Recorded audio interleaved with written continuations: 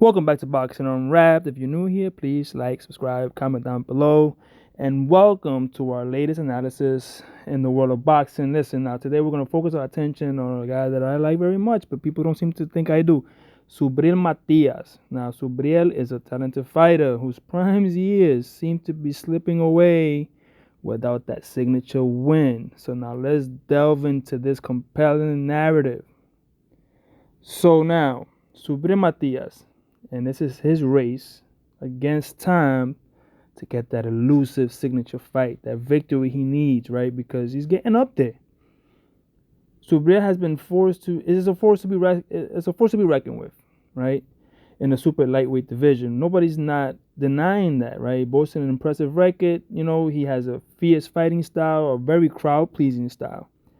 But despite all of that potential, one glaring omission stands out: the absence of a signature win. Matias burst onto the scene, right, with a string of dominant victories. He was showcasing his power, aggression. But as the years have gone by, now he hasn't been in the game all that long, but he's started late, so that's the catch-22 with him.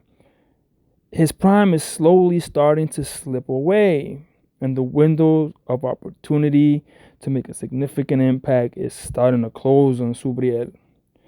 So Matias is now in a critical juncture, right, in his career. He needs that defining victory to solidify his status as top contender in the division and start making his mark on the boxing world. If he wants those fights, those iconic fights, those fights that are going to get him into the next stratosphere, like in the Tito Trinidad's, hopefully, talks of the world, the Cotos, he needs those fights.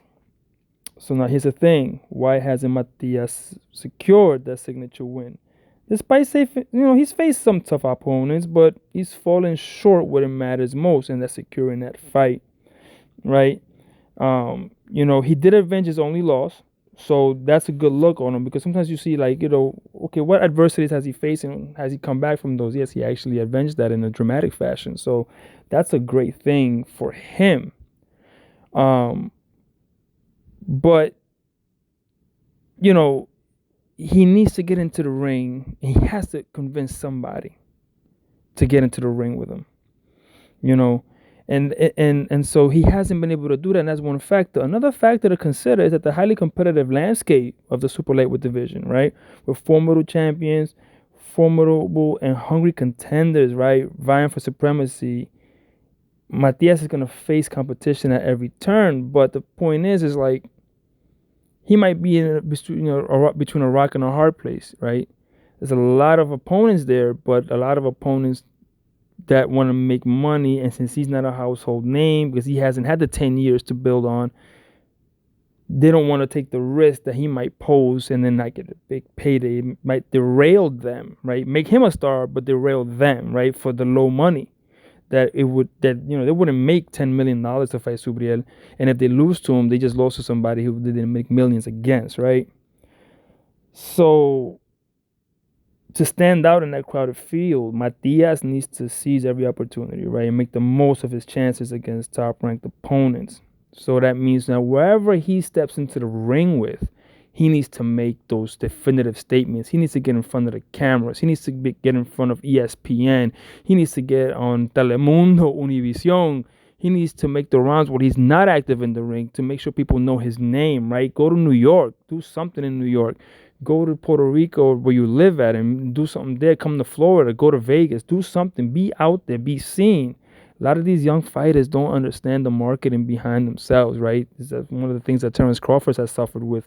He refuses to market himself, and now he has a Frederick Douglass hairdo, and he's sitting not getting paid no money, and his only biggest money-making fight was against Errol Spence, who pretty much marketed himself, and he was barely marketing himself, but at least he tried, and he got those pay-per-view numbers behind him. It didn't take much, right? The same thing Subriel has to do. So he has to start getting into that. He is well into his prime. He's gonna be on the other side of it pretty soon, and he hasn't had that win, so he has to secure in the next two fights. So he has a comeback fight, and after that, if he doesn't secure that fight against a top tier opponent, I think the window is gonna close on Subriel, and the next time he steps into finally with a name there, if he still has a belt to hold, he's probably not going to be successful because it's going to be too much time passed, right? So I'm hoping that he does get that chance. But for right now, again, time is not on his side. He has to get these promoters to start really putting him on. Maybe he needs to rearrange his team. Maybe he needs to add some pieces. But he has the look. He has the style. He has the patronage of Puerto Rico behind him. But he needs to get there. He needs to get that next level of awareness out in the world of himself as a fighter. But, thanks for joining me today. Keep your eyes on Subriel Matias as he continues his quest for greatness. I believe he does want to be that. But until next time, keep punching. Stay tuned for the next thrilling action in the world of boxing. And this has been Boxing Unwrapped. And I'll see you on the next one. And I'm out.